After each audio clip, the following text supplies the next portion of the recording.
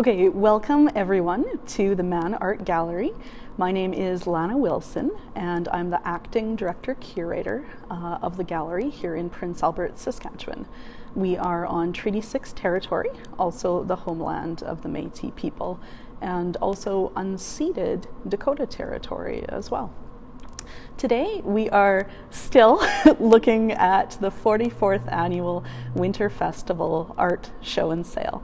This was the annual members exhibition, one of our largest exhibitions in the year that happens in February and March. And of course it is still up as the gallery closed due to COVID-19 just before artists were going to pick up their artworks. And so that means that's what's up on the wall, and I'm really excited to be able to take a closer look at this exhibition with you through this art appreciation series on Tuesdays live at 3 p.m. We also post these videos afterwards to YouTube, so make sure that you take a look for them there as well. On Wednesdays, Danielle Castle, the acting educator, posts an art activity for your family to enjoy. And on Thursdays, Tia Furstenberg, our registrar, has a feature called Secrets from the Vault, where she discusses artists and artworks from the permanent collection of the Man Art Gallery.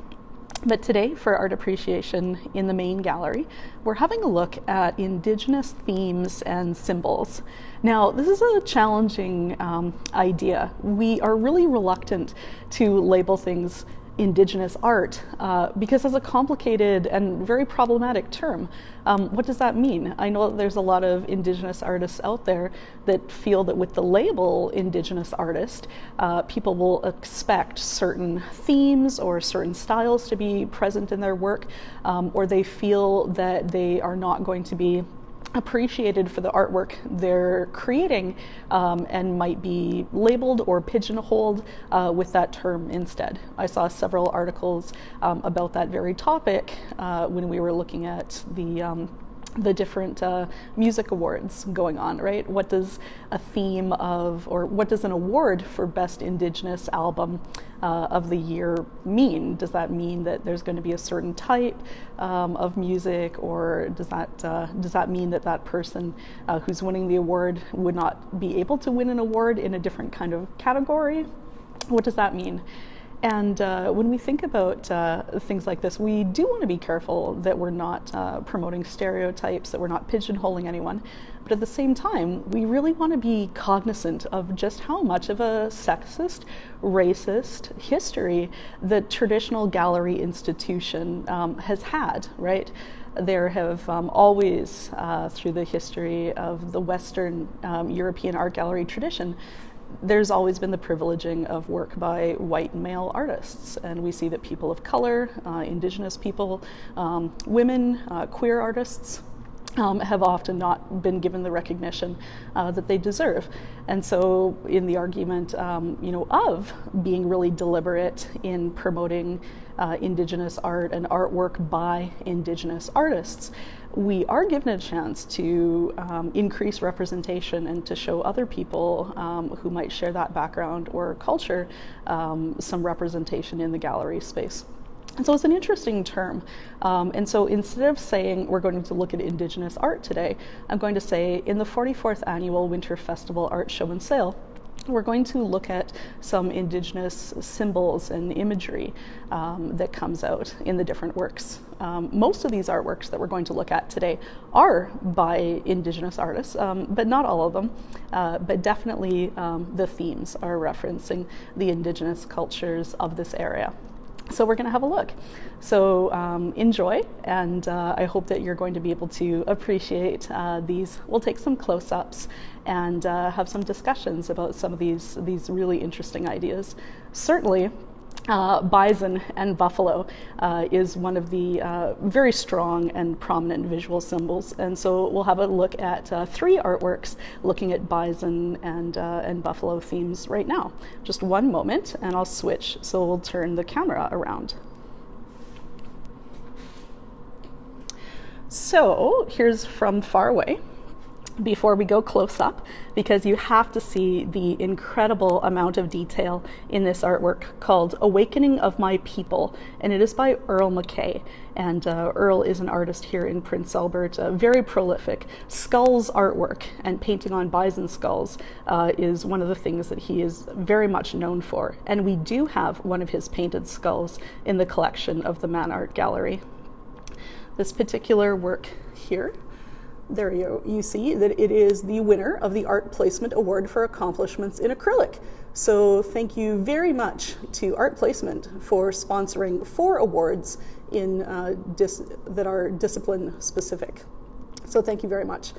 They are doing deliveries in Saskatoon, and so make sure that you check them out for all of your art needs during this time of isolation. So this artwork is for sale. You can certainly contact us at the gallery if you're interested in purchasing it. So Emergence of My People, Earl is using many different symbols here to talk about in this particular work. I'm going closer here and you can see the incredible detail of all of the different lines on the fur and that sparkle in the eye of the bison spirit that is emerging from the campfire. You can see the wonderful way that he's creating light coming from the inside of the teepee. And this is an interesting story. There was a painting of teepees last year in the Winter Festival, and a couple of viewers were noticing that they did not have the correct number of teepee poles, and there are many teachings and symbols for each of the teepee poles that relate to different teachings, and so I did not actually count these, but I am certain that the correct number will be here. So wonderful way that he's captured the fire. So we're seeing symbols of the teepees out on the land. This I'm not sure about. If I get really close, do you see that there is a very small red object on the ground near the fire? If anybody has any ideas about that, I'm wondering, is it perhaps a tobacco pouch or an offering? I'm not too sure about that. But of course, we have the Métis cart, right? The Red River cart. And very, very tiny, incredible detail here. We see a close-up of the Métis sash. And so we're seeing many different strong symbols of First Nations culture, of Métis culture, and an aspect of a spirit influence here. And Earl did provide an artist statement with his submission, and so I'll read it here. Earl says, "It wasn't until recently that the Métis were recognized as part of the Indian Act. The rise of Tatanka, right, the Lakota word for bison, represents this moment, the emergence of my people." And so he's showing that that emergence, that reawakening, that taking of place, right? Addressing the idea that the Métis people have very much been left out of so many aspects of contemporary society and treaty rights and other aspects of the Indian Act and what that status entails. And so fantastic work by Earl here as he uses those symbols in such a powerful way and such a well-integrated way in the piece as well. Be really curious to hear your thoughts on this, but I find it incredibly well executed and very moving. We think about how the bison teachings continue and how that powerful symbol is still found in so much art and in so many ways culturally referenced around here. We see, moving over here, this is a work by Charley Ferrero. And Charley, of course, is a very celebrated ceramic artist. And my apologies to Charley. He did write that this artwork, which is called Wascana, was designed to hang on the wall as it does have a frame around it and is very much like a painting. But we did show it on the plinth. I did really want to make sure that it was protected and was not going to fall. So apologies, Charley. I was doing my best to protect your work, although I'm sure it does have a great hanging system. So this piece here has incredible level of detail. Charley is very experienced, and Tim Moore, who is the guest curator this year, was equally, of course, blown away by the detail and the execution of this particular piece. And so Charley is using so many different symbols here that are referencing not just Wascana, which of course he has the very obvious symbol of pile of bones, right? Coming from the word Oscana, which is a word for pile of bones. But he's also, we'll go in for details for some of these really stereotypical and to some degree, right, quite racist depictions that have been very common on so much, quote, Wild West paraphernalia, and kind of feed into this fantasy of the Wild West, of cowboys and Indigenous people, these different symbols here. He says in his work, in his statement, he wrote, I've used ceramic or made found ceramic molds for the corner arrowheads, the gun, and the central vignette. The canoe was a found ceramic object. So there's that canoe. What do we call that? Like Blue Mountain pottery style? So he's used this, he's found this canoe and then transformed it by incorporating it into this piece. He says the name Wascana is derived from the Cree word Oscana, meaning pile of bones, and I intend this piece to be a wall sculpture and to comment on the massacre of the American bison at the end of the 19th century. So Charley is telling us, as well as using that symbol, right, the idea of this very destructive fantasy of the Wild West, of cowboys massacring bison from the windows of trains as the trains are going across the prairies, leading to the starvation and cultural genocide of hundreds of thousands of Indigenous people. And so as we go in here, we see that head design on the butt of the gun, on the pistol. All right, we see the pistol resting on top of that pile of bones, pointed right at the head of the bison, right? We know that bison skulls were often taken as trophies. And then we see this cracked figure inside of the found canoe. This reminded me of a belt buckle, right? And kind of contributing to, aspects of that. It's really hard to tell, but I wonder if that's an Indigenous figure in the background. That could be like a stereotypical type of headdress there. But many different symbols of that pretty terrible time of this Western fantasy of Wild West and the massacre of the bison. So a really thought-provoking and really challenging piece by Charley Ferrero here, talking about these stereotypical symbols and the historical reality of how some of those gun-toting fantasies were played out on the plains, both in Canada and America. Continuing on, we'll have a look at, of course, how could I not talk about one of my favorite pieces in the exhibition. This is by Michel Boutin. This is a sculptural piece, and this is called Artifact Number 1, The Quieting Assemblage. Michel Boutin is the artistic director of IPAC, the Indigenous Peoples Artist Collective. And this piece is using the leftover materials that have been assembled into a new piece that Michel used during a performance, an audio art performance that was sponsored by IPAC and Holophon Audio Arts, an arts organization down in Regina in central Saskatchewan. And during this performance, I found it incredibly powerful. The Northern Landscape Style was the name of the series of performances that IPAC and Holophon hosted. And those performances happened in Regina, in Saskatoon at the Ramey Modern, and here at the Mann Art Gallery.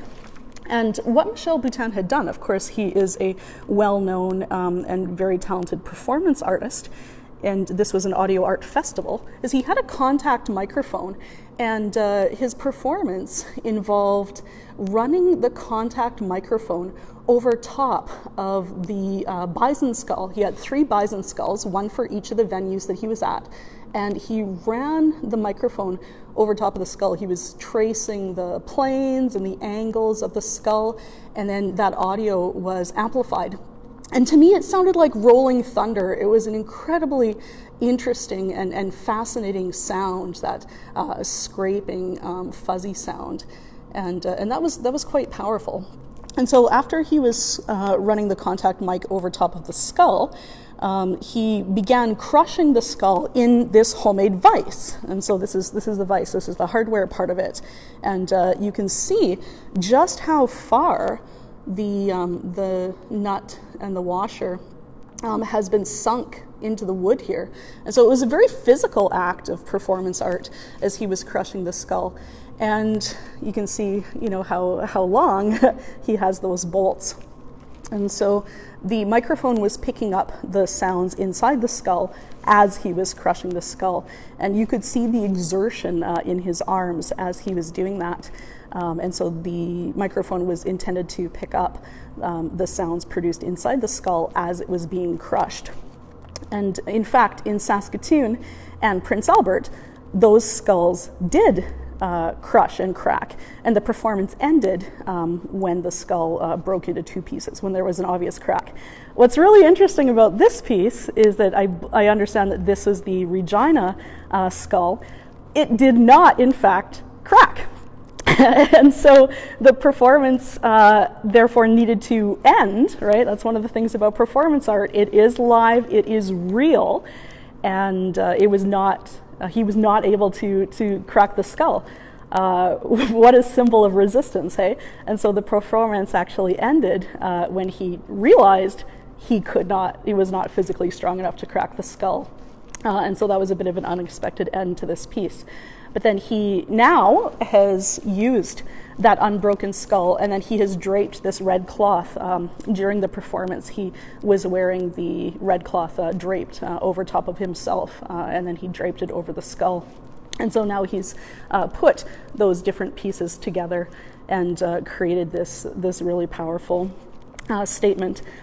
I liked it so much that I purchased it for the Mann Art Gallery permanent collection. So thank you very much to Diane and Roger Mann for giving us a generous acquisitions budget that allows us to purchase significant contemporary artwork like this. And at the moment, we do have a curatorial collections focus on acquiring works by Indigenous artists. And so I think this is an incredibly powerful piece. And again, right, referencing things like audio art, very contemporary, being able to physically trace the geography, the topography of the skull, translating that into an audio form. For me, the idea of that thunder noise through the microphone made me think of stories of bison herds thundering across the plains. Things like that. Of course, the obvious symbol of the crushing, and then the resistance of this symbol. I would be really curious to see in the comments what some of your thoughts about this piece are.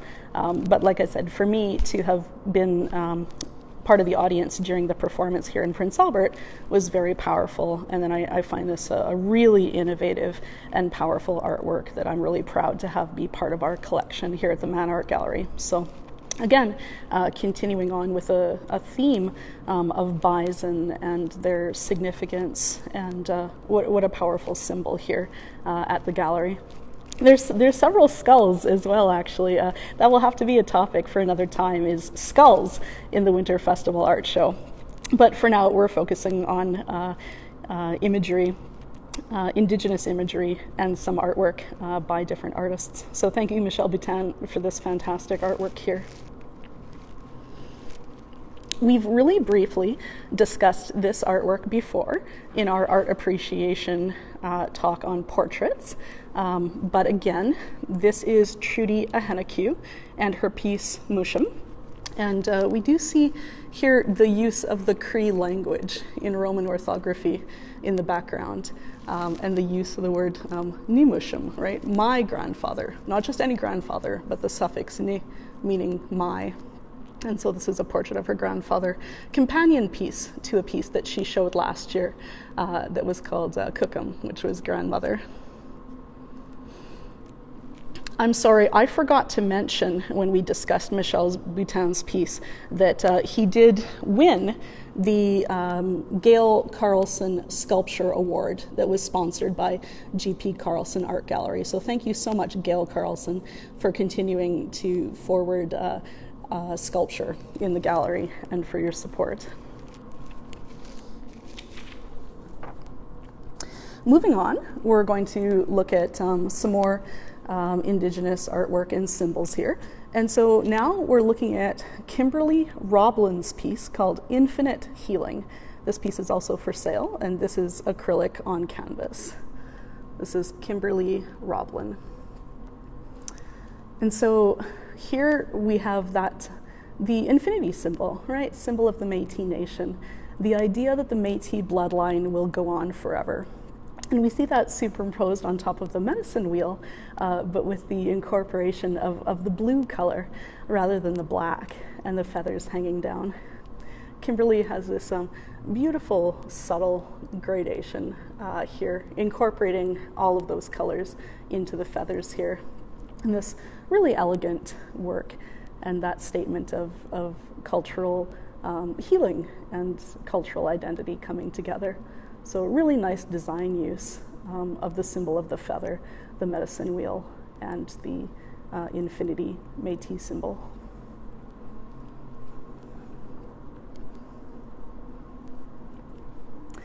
This is a particularly lovely work, again from a design perspective, just how bold and bright and elegant I find this particular piece. This is by Bailey Monsebroten, and this is called, I'm very sorry, pardon my Cree, but I will attempt, Okiniwatik. I did look this up. This is wild rose bush or rosehip bush. And of course we do see that we have those beautiful five-petaled wild roses here, and the rose hips, right? The idea of elements from the natural world, but also the medicinal components, right? You can make tea and eat rose hips. I don't know all of the different ways that we can use rose hips, but I'm really struck by how we see this design in beading, right? We see it in beading on moccasins, on vests, the symbolism of the five-pointed flower, right? Those rose petals. And so I found this a really lovely piece that pairs really well with the piece that we're going to look at just to the right here. So thank you so much, Bailey, for this piece and for teaching me, though I have trouble pronouncing it, this word for rosebush.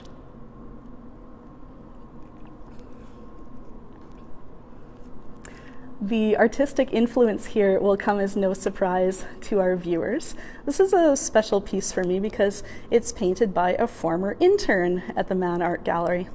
This is by Ashley Peterson here in Prince Albert, and Ashley has really been exploring her Métis roots and is quite accomplished at tanning moose hides, which she has learned from the Saskatchewan family at Ahenakew.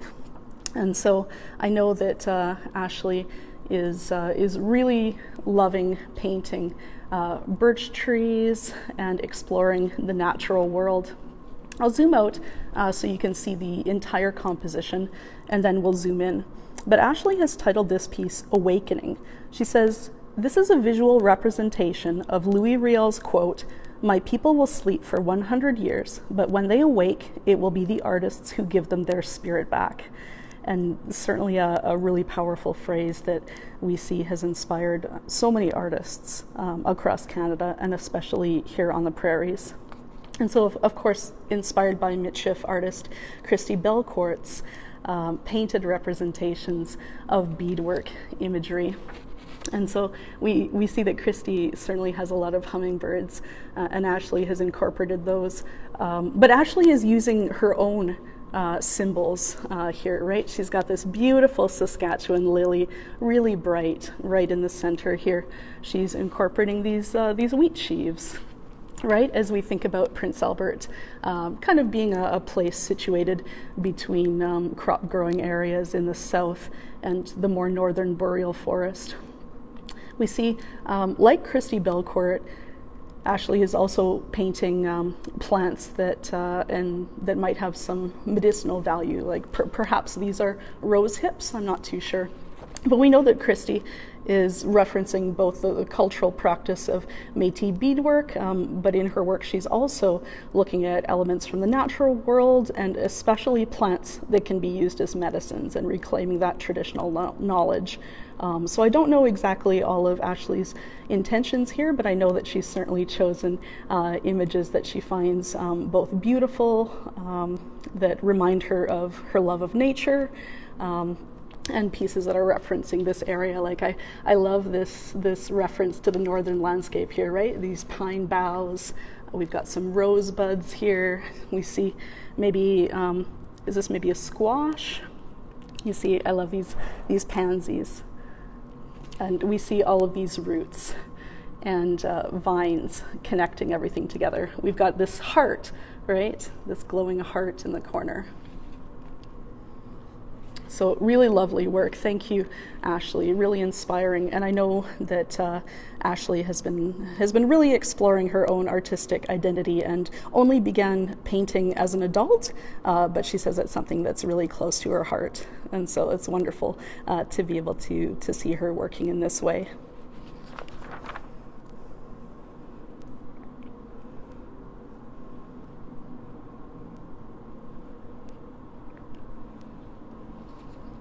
So those are all of the artworks that I had for discussion today. I know that some of my discussions have been quite long in the past, and so I've been making an effort to make them a little bit shorter. But I would really love to be able to hear more of your comments or more of your thoughts, and especially as you think about some of the themes that we see emerging in the Winter Festival. Like I said, today we were looking at themes that reference Indigenous art and culture, and many of those were made by Indigenous artists, but not all of them. But really seeing the bison, seeing floral beadwork themes, and the use of the Cree language coming across in these particular works. So thank you for joining me. I will definitely be able to answer some questions there. Linda Clavel is asking, is there any way that we can hear the sounds or see a video of the performance art presentation? That's Michelle Boutin's Northern Landscape Style. I don't know about that. That's something that I'll be looking into in the future. That was a partnership between a few different organizations. And so hopefully I'll be able to track that down, because I think that would be really wonderful to be able to have access to some of those components, especially since this piece is now in our collection. So yeah, really good question, Linda. It was, like I said, I found it such a powerful experience, and a recording wouldn't do it justice, but would certainly give some context. So thank you very much for joining me. I will list all of the names of these artists and their artworks in the description under this video and when we post it on YouTube. And then hopefully you will be able to have a chance to look at more of their artworks and see how these particular works fit into their oeuvre. So thank you very much to all of the artists for submitting their work to Winter Festival, and join us on our Man Art Gallery Facebook page tomorrow for an art activity for your family, and on Thursdays for Secrets of the Vault. It would be great if you could help spread the word that the high school juried art show, which normally would be in the gallery at this time, is moving online. And high school students in the Prince Albert and surrounding area have until May the 1st to submit a digital image of their artwork, and then the exhibition will be going up online on May the 8th. So please help us spread the word, and thanks for joining us at the Man Art Gallery.